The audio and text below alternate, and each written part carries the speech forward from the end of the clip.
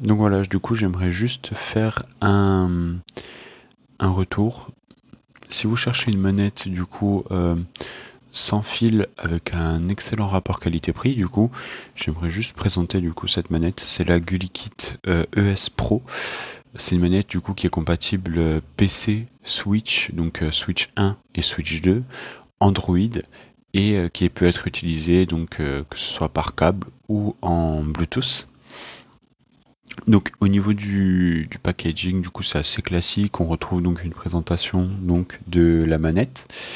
On a du coup le nom, donc c'est la GuliKit ES Pro, la marque, et ici donc un petit logo joystick. Ce n'est pas pour dire que la manette possède deux joysticks, parce que bah, forcément on le voit sur la présentation de la boîte, mais c'est pour dire que la manette possède deux joysticks qui sont All Effect, donc c'est-à-dire que c'est des joysticks qui sont anti-drift et qui ont une trajectoire plus fluide au ressenti comparé à une manette avec des sticks plus classiques.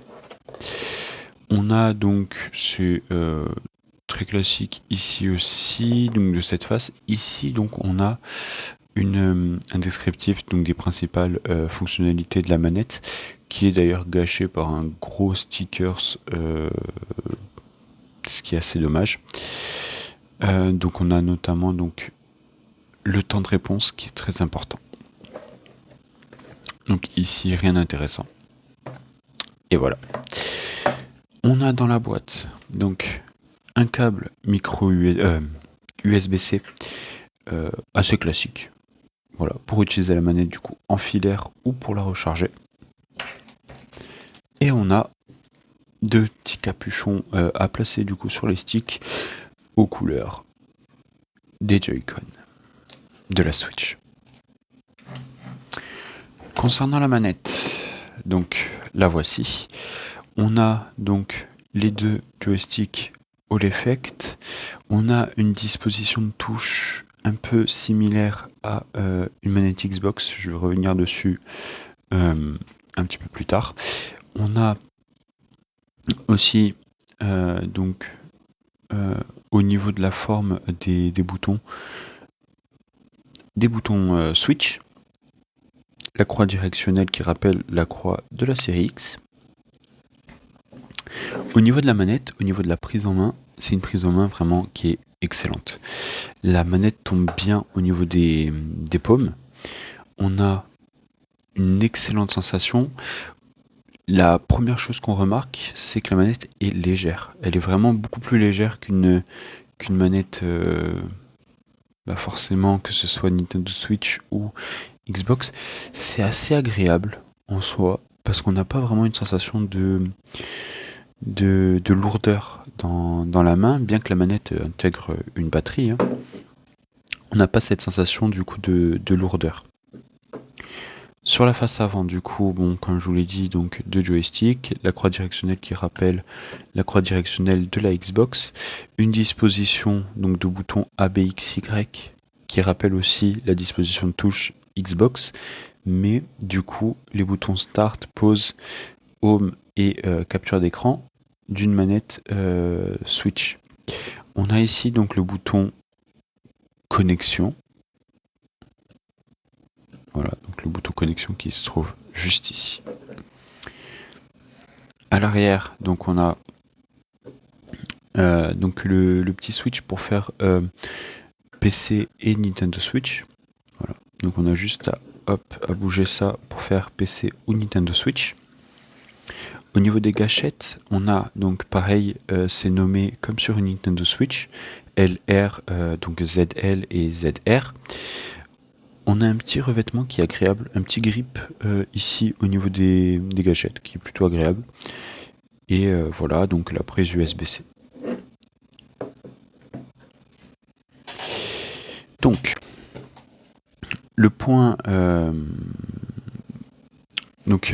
ce que j'apprécie du coup avec cette manette, c'est notamment du coup la croix directionnelle. Il faut savoir qu'en fait, la croix directionnelle de cette manette est très silencieuse. est très silencieuse, et au niveau du rendu, de la sensation du bouton, c'est juste extrêmement agréable. Là où par exemple sur une manette donc Xbox Series X classique, donc là sur celle-ci j'avais modifié donc les joysticks, donc faites pas attention du coup à la couleur des joysticks, mais voilà le bruit que ça fait.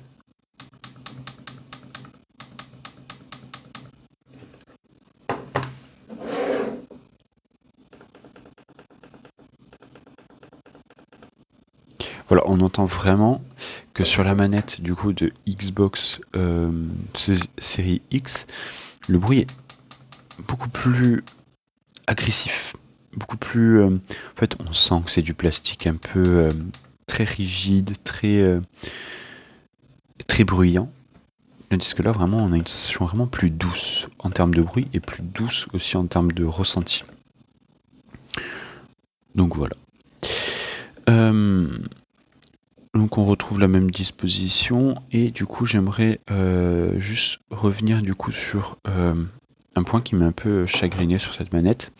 C'est au niveau de la disposition de touche. Je m'explique, en fait la GuliKit ES Pro, on a l'impression que c'est un peu une manette qui est un hybride entre une manette Xbox Series X et une manette Switch Pro. En gros, quand vous voyez du coup ces deux manettes, la première chose donc que vous remarquez, c'est donc au niveau des boutons. C'est pas la même disposition. Sauf que la GuliKit est compatible avec les Nintendo Switch et les PC. Donc sur PC, du coup, ça cause pas vraiment de problème, étant donné que si on veut faire par exemple l'input A, bon, on a juste à appuyer du coup sur ce bouton. Tandis que si on joue sur Switch, si on appuie donc sur ce bouton là, donc qui est le bouton A, en espérant faire l'input A, en fait ça déclenche l'action B. Parce que du coup sur une manette Nintendo Switch, le bouton qui est ici correspond au bouton B. C'est un peu bizarre. J'aurais préféré vraiment que la marque se décide soit à faire vraiment une manette 100% dans le style Xbox. Donc c'est-à-dire disposition Xbox, bouton Xbox, soit 100% Switch, avec juste, ils auraient juste à modifier en fait ça et mettre donc le bouton A juste ici. Voilà, c'est tout ce que j'ai à dire sur cette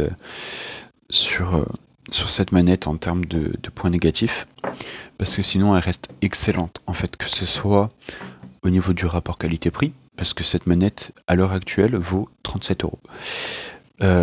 Comparé au tarif d'une manette Xbox ou même d'une manette Nintendo Switch, c'est un tarif qui est tout simplement excellent. Faut savoir que 37€, c'est quasiment la moitié du prix d'une manette d'origine, et celle-ci fait beaucoup mieux, notamment par les joysticks qui sont All Effect. Donc juste ça, sur la longévité, c'est imbattable. Mais en termes de qualité de fabrication, les matériaux utilisés, ils sont juste excellents en fait. Ils sont extrêmement agréables. Donc c'est pour ce point en fait justement que je la préfère vraiment à une manette d'origine. Donc si à l'heure actuelle vous cherchez vraiment une manette avec un excellent rapport qualité-prix, un excellent temps de réponse, parce que c'est aussi l'un de ses avantages, donc son temps de réponse, et donc au niveau de l'autonomie, donc je l'ai pas dit mais on a 30 heures.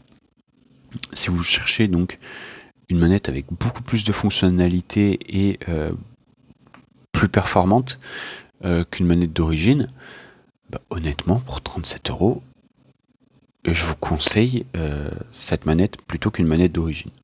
Voilà. Donc c'était juste mon petit retour donc sur cette manette. Je la trouve vraiment juste excellente pour son tarif. Donc voilà, n'hésitez pas à me dire du coup ce que vous en pensez. C'était tout pour moi.